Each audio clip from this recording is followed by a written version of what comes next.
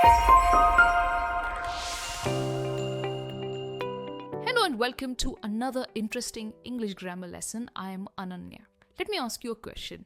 If you want to ask someone this, what sounds correct to you? Have you a pen or do you have a pen? Now, many English learners confidently say, have you a pen sounds logical. But you know what? It's wrong. In this English lesson, I'll explain why we say do you have and not have you, the grammar rule behind it, and how to form correct questions in spoken English. Come on, let's get started. Take a look at this sentence. You are happy. Now, if I have to form a question, I can say, are you happy? What have we done here? We have flipped the subject and the verb.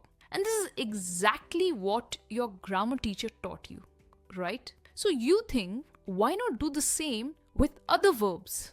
Like, you have a pen, so you flip the subject and say, have you a pen? So this is a common mistake what people make. They think they can do this with other verbs as well. And that sounds wrong. And here's why.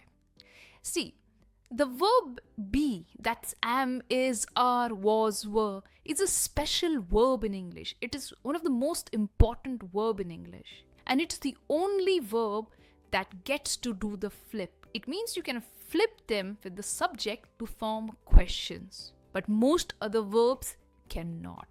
When you want to form questions, when the sentence has have, or maybe with any other verb that isn't be verb, we need to bring a helper. When I say helper, a helping verb. And the helping verb is do. You have a phone. Now we don't flip have and say have you a phone. We add do at the beginning and say do you have a phone. So we use do or does plus the subject plus have. For example, she has a car. Does she have a car? Now note one thing. Because the subject is she, we use does instead of do. The rule is we use do with subjects like I, you, we and they, and does with subjects like he, she and it. Here's one more example. They have time. So the question will be, do they have time? He has a passport. Does he have a passport? Now this is true for all the main verbs in a sentence, such as like, want, need, play, eat. We cannot directly invert the verb to form a question. We need to use a helping verb do. Example, you like pizza. Now like is the main verb. So we add do and form a question and say, do you like pizza? I want coffee. Want is the main verb. So the question will be, do you want coffee? I need help. Do you need help?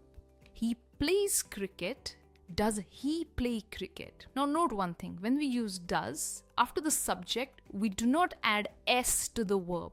Plays becomes play. They eat at the canteen.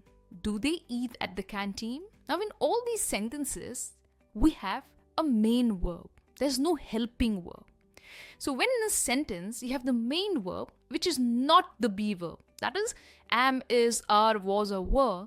We have to add do at the start to form a question. I hope you got it. Now this was all about sentences in the present tense. But what about past tense? For past tense, we use did. And no matter what the subject is, with all subjects, we use did. So the structure is did plus subject plus the base verb. This is very important. Take a look at the sentence. I made a mistake. This is a simple past sentence. Now the question will be, did I make a mistake? Note one thing. Made shifts to make. We use the base verb. We don't say, did I made a mistake? You finished your homework. Did you finish your homework? We don't say, did you finish your homework? Did you finish your homework? He bought a new phone. Did he buy a new phone? She told me the truth. Did she tell you the truth? They cancelled the meeting. Did they cancel the meeting? It rained last night. Did it rain last night? So did you notice one thing? For simple past, we use the past verb.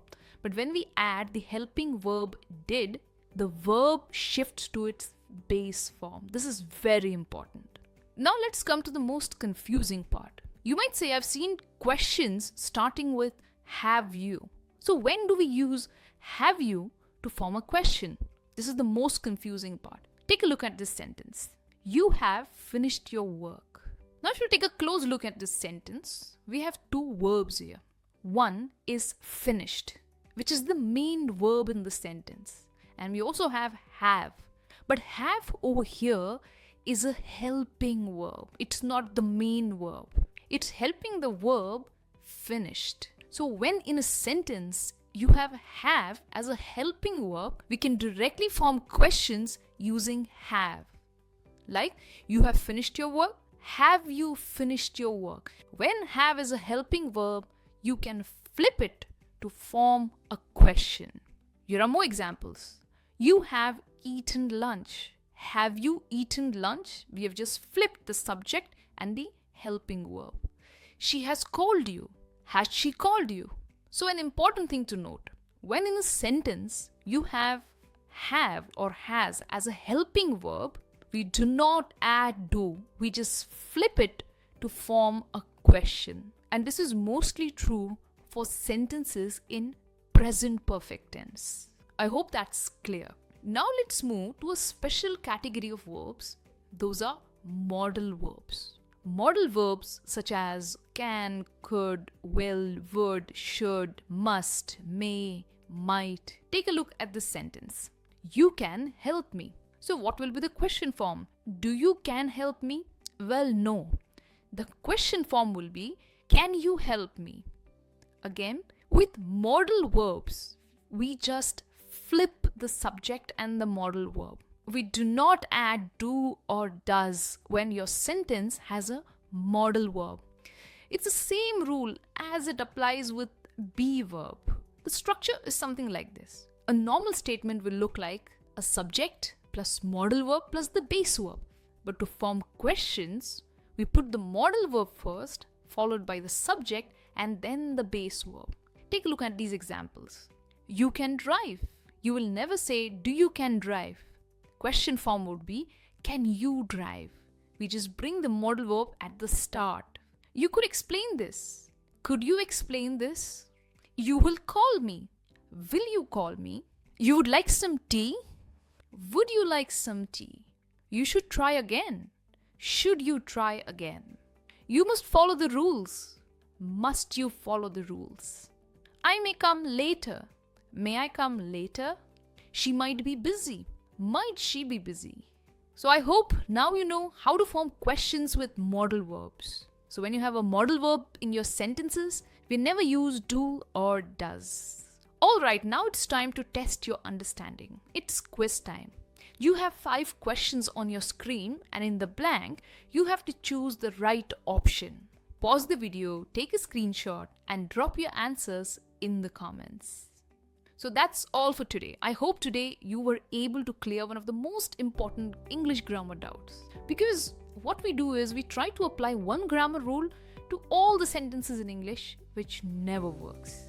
If you enjoyed this lesson, hit like, subscribe to the channel so you don't miss important English lessons like this one.